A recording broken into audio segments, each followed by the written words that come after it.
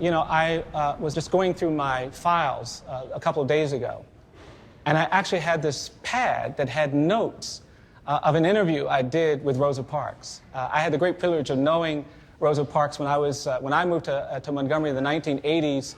As a young lawyer, I met an extraordinary woman who was the architect, really, of the Montgomery bus boycott. She was an amazing person. Her name was Johnny Carr. And Johnny Carr was a force to be reckoned with. And when I moved to Montgomery, Ms. Carr called me up and she said, "Bryan, I understand you're a young lawyer and you just moved to town." I said, "Yes, I am." And she said, "When I call you up and ask you to do something, what you're going to do is you're going to say, 'Yes, ma'am.'" One day she called me up. She said, "Bryan, I want to tell you, Ms. Parks is coming back to town. So we're going to get together and we're going to talk. Do you want to come over and listen?" I said, "Oh, yes, ma'am." And I listened to these women talk for 2 hours. They weren't talking about the things they had done.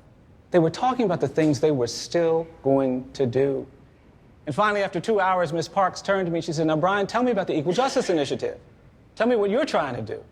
And I looked at Ms. Carr to see if I had permission to speak. And she nodded, and so I gave her my whole rap. I said, "Ms. Parks, we're trying to end the death penalty. We're trying to do something about racial bias. We're trying to do something about the poor. We're trying to do something about conditions of confinement." And when I finished, she looked at me. She said, She said, "That's going to make you tired, tired, tired."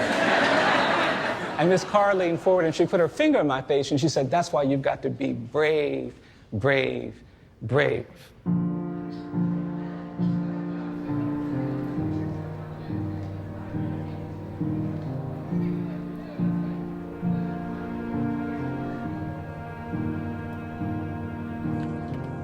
In 1989, we set up this project here in Montgomery, Alabama, to provide legal services to poor people, incarcerated people, condemned people on death row.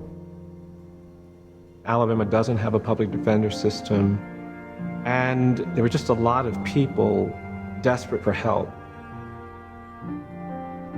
Alabama has the highest death sentencing rate in the country per capita. And I think, you know, from the very beginning, Bryan's sense was we should do as many cases as possible. I think of a wrongful conviction as any conviction where the law has not been followed, where there have been illegal practices or policies. It doesn't mean that the person is innocent. We represent a lot of people who did the things they were accused of.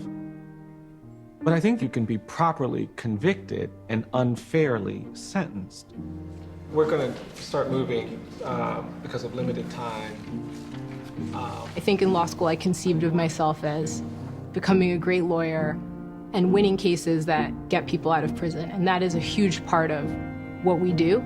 So I just wanted to get some reaction to that idea and make sure we were comfortable with that. But I think you have to be more than a lawyer in the sort of technical sense.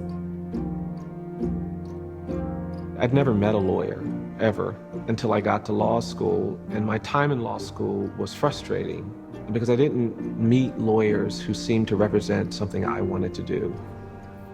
And I tried to rationalize accepting a career as a lawyer that I knew was not going to be fulfilling.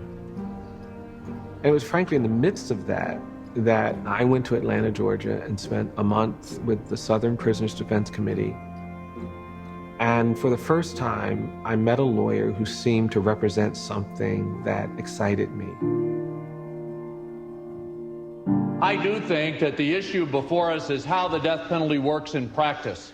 And the fact of the matter is the death penalty, and I practice in the death belt states of the South, and the evidence is undeniable that the death penalty is a result of race, poverty, politics, and the passions of the moment. One thing that's immediately apparent with the death penalty in the South is that it's about race and place.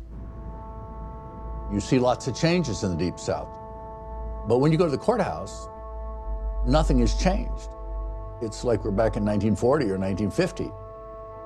The judge is white, the prosecutors are white, the court-appointed lawyers are white.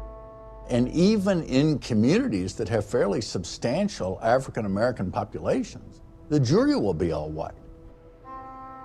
So the only person of color in the front of the courtroom is the person on trial.